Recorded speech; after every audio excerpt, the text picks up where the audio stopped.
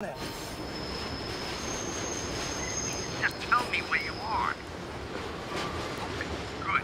But hurry, will you please? Because these models are giving me a headache. 10 minutes.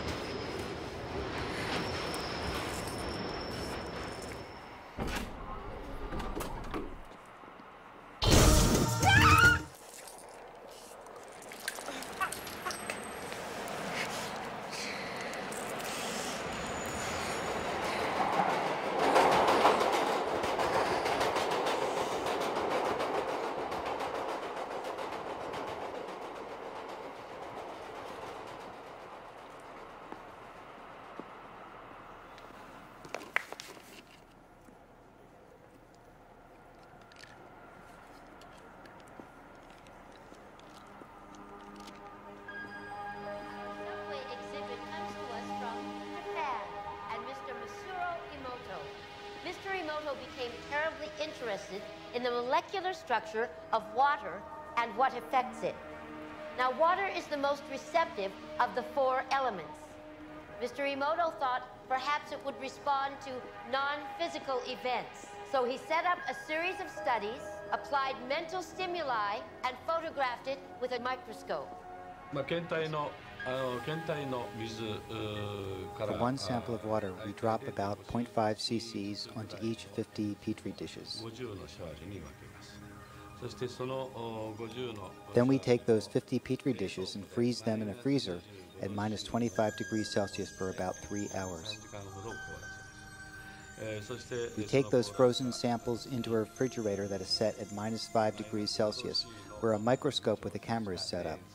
There we take photographs of each of the 50 water drops individually. We first take photographs of water that we did not put any information in. Then we take the water with information and do the same procedure just described. We take those before and after photographs and compare the differences.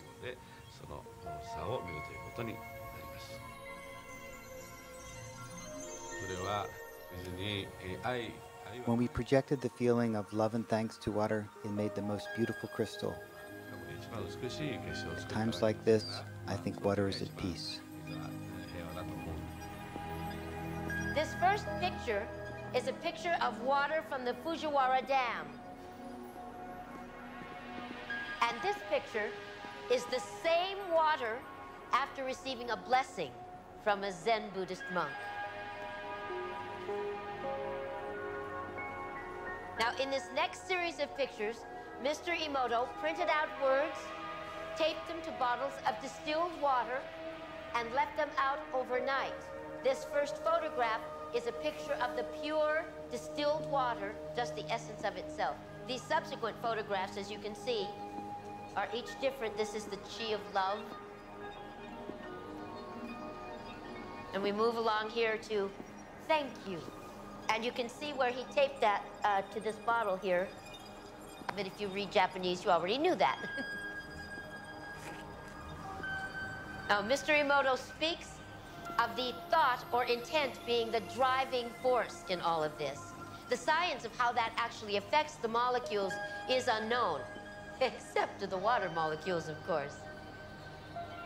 And it's really fascinating when you keep in mind that 90% of our bodies are water.